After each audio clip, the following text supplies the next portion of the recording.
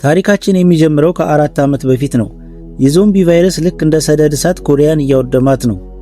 ጁንግ ሶክ የተባለ ወታደር ከትንሽ የእህቱ ልጅና ከባለቤቷ ቹልሚን ጋር በመሆን በመኪና እያመለጡ ነው።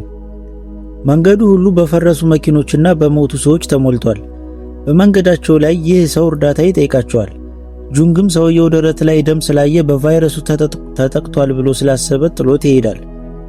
ትንሽ አለፍ እንዳለም የሰውየው ባለቤት ትንሽዬ ልጇን አቅፋ መኪናቸውን እንዲያቆሙና እንዲያድኗቸው እየጮኸች ትለምናለች። ጁንግም መኪናውን አዘገየው። የሴትዮዋ አይኖች በጭንቀት ይንከራተታሉ። ነገር ግን ጁንግ የራሱን ቤተሰብ አደጋ ላይ ላለመጣል ሲል የሴትዮዋን የለቅሶ ድምፅ ችላ ብሎ መኪናውን መንዳት ይጀምራል። ወደብ ደርሰው አገሪቷን ለቀው ወደ ሆንግ ኮንግ ከሚሄዱት ስደተኞች ጋር መርከብ ላይ ይሳፈራሉ። ነገር ግን በመርከቧ ውስጥ ያልታሰበ አደጋ ይፈጠራል። ከተሳፋሪዎቹ አንዱ ቀድሞውኑ በቫይረስ ተለቅፎ ነበር። እናም ማጥቃት ይጀምራል። እንዳለመታደሉ ነው የጁንግ እህትና ልጇ እዚያው ነበሩ። አንድ ወታደር እየተፈጠረ ያለውን ነገር ሂዶ ለጁንግ ይነግረዋል። ጁንግም በመደናቀጥ እህቱ ወዳለችበት ክፍል ያመራል። ጁንግም ወደ ክፍሉ ሲገባ ረፍዶ ነበር። የእህቱ ልጅ በዞምቢዎች ተነክሷል። ጁንግም እህቱን እንድትወጣ እየጮኸ ቢጣራም እሷ ግን ልጇን ጥላ ላለመሄድ ስለፈለገች እዚያው በዞምቢዎች ትበላለች።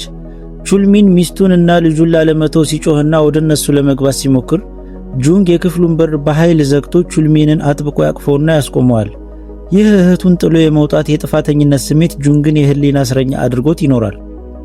ከ4 ዓመት በኋላ ኮሪያ ሙሉ በሙሉ በዞምቢዎች ተወራ እንዳለ ወድማለች።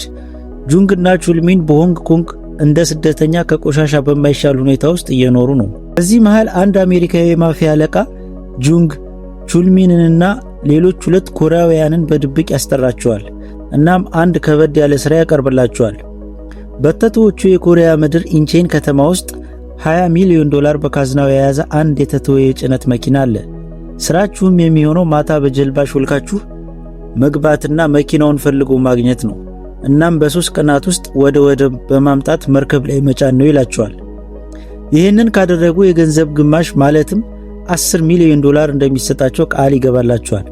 አራቱም በድህነትና በውርደት ከመኖር መርጠው ተልእኮውን ይቀበላሉ። በዚህ መሃል ማፊያው ማስጠንቀቂያ ይሰጣቸዋል። ዞምቢዎቹ ማታ ማታ ማየት አይችሉም፣ ነገር ግን ለድምፅና ለብርሃን እጅግ በጣም ቅርብ ናቸው። ድምፅ ካሰሙ እንደማይተርፉ ያስጠነቅቃቸዋል። እነሱም ጉዞ ለመጀመር ጊዜ አልፈጀባቸውም። በሌሊት ጨለማ በትንሽ ጀልባ ወደ ኮሪያ ምድር ይጓዛሉ። ከተማዋ በሙት መንፈስ ተውጣለች። ዝምታው ያስፈራል። የፈራረሱ ሕንፃዎች፣ የተደራረቡ መኪኖችና በየመንገዱ የተበታተኑ የሰው አጽሞች ብቻ ይታያሉ። በአካባቢው የተተዉ መኪኖችን እየፈተሹ ሲጓዙ ብር የያዘውን መኪና ያገኙታል። ከኋላ ሲከፍቱት ብሩ በሻንጣዎች ተቀምጦ ያገኙታል። ብዙም ሳይለፉ ስላገኙት ይደሰቱና እንዳለ ከነመኪናው ለመውሰድ አስበው የጋቢናውን በር በሚከፍቱበት ሰዓት አንድ ዞምቢ የመሪው ቦታ ላይ ያገኛሉ። የሞተ ስለመሰላቸው ተጠግተው ለማስወረድ በሚሞክሩ ሰዓት ድንገት ይነሳል። በዚህን ጊዜ መኪናው ትላክስ በጣም ጮሆ ስለነበር ዞምቢዎቹን ይጠራቸዋል። ከየፈራረሱት ሕንፃዎች፣ ከየመኪናው ስር፣ ከየጨለማው ጥግና በመቶዎችና በሺዎች የሚቆጠሩ ዞምቢዎች እንደ ሱናሚ ማዕበል መትመም ይጀመሩ። በዚሁ ጥንቅጥ ውስጥ ሌላ ያልታሰበ ጥቃት ተከፈተባቸው። በሕይወት ያሉ ግን አውሬ የሆኑ ዩኒት 631 የሚባሉ ሚሊሻዎች ፍላየር ገን በመተኮስ ዞምቢዎቹን በእነሱ ላይ በማስለቀቅ ጥቃት ከፈቱባቸው። አብረዋቸው የመጡት 2 ሰዎች በዞምቢዎች ተቦጫጭቆ ሲሞቱ፣ ቹልሚን ደግሞ ገንዘቡ ካለበት መኪና ውስጥ ተደብቆ ስለነበር በሚሊሻዎች ይወሰዳል። ጁንግ ደግሞ በዞምቢዎች ተከቦ የመጨረሻዋን ሰከንድ እየጠበቀ ሳለ በድንገት አንዲት መኪና እንደ ጥይት ተፈትልካ መታ ዞምቢውን ገጭታ ታድነዋለች። መኪናዋን የምትነዳው ጁኒ የምትባል ወጣት ልጅ ስትሆን አጠገቧ ደግሞ የርቀት መቆጣጠሪያ መኪናዋን እያሽከረከረች ዞምቢዎቹን የምታታልል የዩጂን የምትባል ትንሽ ታዳጊ አለች። ልጆቹ መኪናውን በሚያሽከረክሩበት የጥበብ ደረጃ ጁንግ በጣም ይገረማል። በስተመጨረሻም ከዞምቢዎቹ አምልጠው ደህንነቱ የተጠበቀ ቦታ ይወስዱታል። ጁንግ ወደ ልጆቹ መደበቂያ ሲደርስ ያላሰበው ነገር ይጠብቀዋል። ከ4 ዓመት በፊት ያኔ መንገድ ላይ ጥሏቸው ያለፋቸው ቤተሰቦች ነበሩ። በዚህ አጋንንት በሞላበት ከተማ ውስጥ በሕይወት መትረፍ ችለው ነበር። በሌላ በኩል ደግሞ የተማረከው ቹልሚን ወደ 631 ካምፕ ተወስዷል። ይህ ካምፕ ከገሃነም ምንም አይለይም። ቹልሚንን ክፉኛ ያሰቃዩታል። የካምፑ መሪዎች ካፒቴን ሱና ጨካኙ ሰርጀንት ህዋንግ ናቸው። እነዚህ ወታደሮች ተስፋ የቆረጡ ሰብአዊነት ያጡ አውሬዎች ሆነዋል። በዚህ ካምፕ ውስጥ ትልቁ መዝናኛ የተማረኩትን ሰዎች ልብስ አስወልቀው ደረታቸው ላይ ቁጥር ይጽፉባቸዋል። ከዚያም እንደ ግላዲያተር ጦርነት ዞምቢዎች በተሞሉበት ትልቅ ስታዲየም ውስጥ ያስገቧቸዋል እና ሌሎች እስረኞች ከተራቡ ዞምቢዎች መንጋ ጋር በባዶ እጃቸው ይፋለማሉ። ወታደሮቹ ደግሞ ከላይ ሆኖ ይዝናናሉ፣ ይወራረዳሉ።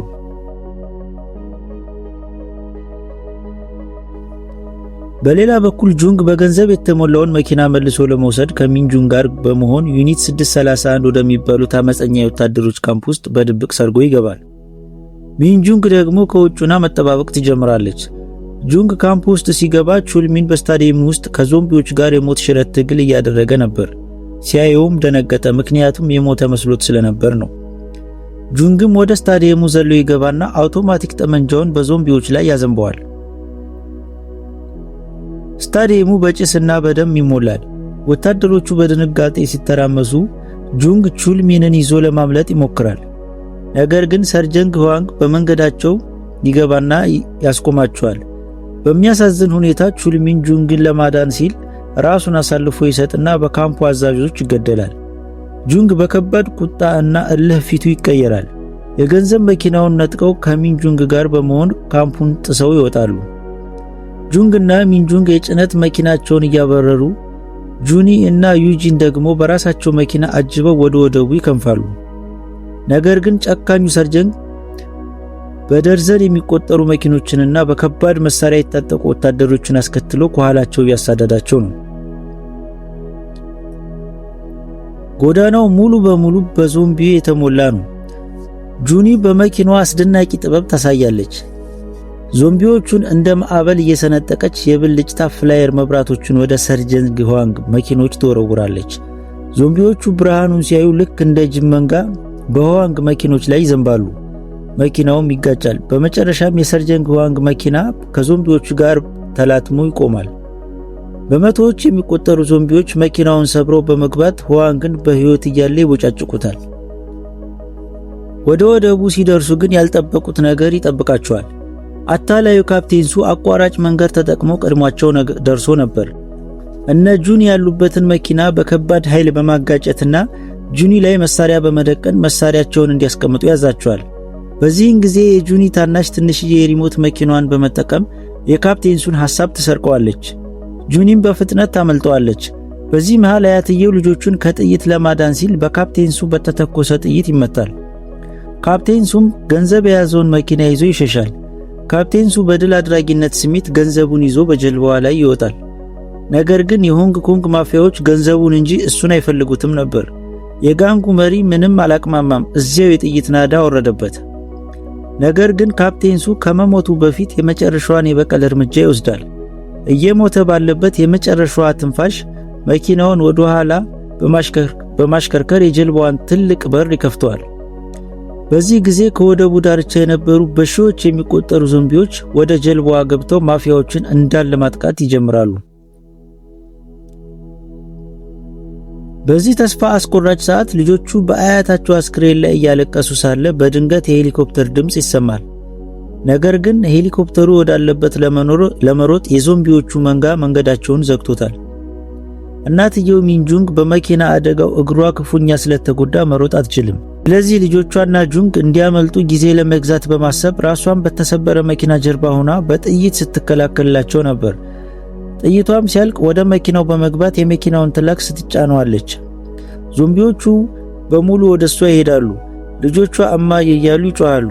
ሚንጁንግ ራሷን በዞምቢ ከመበላት ለማዳን ሽጉጧን አውጥታ አገጯ ስር ታደርጋለች።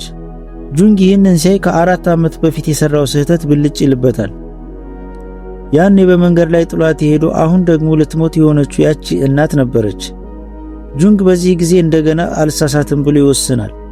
በጀግንነት የዞምቢውን መንጋ እያባረረ ተኩስ ከፍቶ ወደ መኪናው ይሮጣል። ጁንግ ሚንጁንግን ከሞት አፋፍ ታድጎ እሷን ከፊት አድርጎ እሱ ዞምቢዎችን እየተከላከለ ወደ ሄሊኮፕተሩ ትሮጣለች። በመጨረሻም ከልጆቿ ጋር ትገናኛለች። ሁሉም ሄሊኮፕተሩ ላይ ወጥተው ከዚች የተከተረገበች ምድር ያመልጣሉ።